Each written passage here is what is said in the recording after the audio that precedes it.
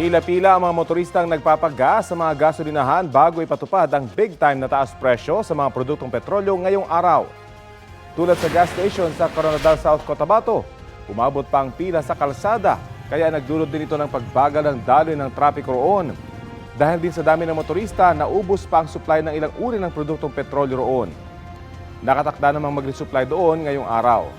Para sa mga magpapakarga pa lang, 2 pesos and 70 centavos po ang dagdag sa kada litro ng diesel. 1 peso and 60 centavos naman para sa gasolina, habang 2 pesos and 50 centavos ang taas presyo sa kerosene.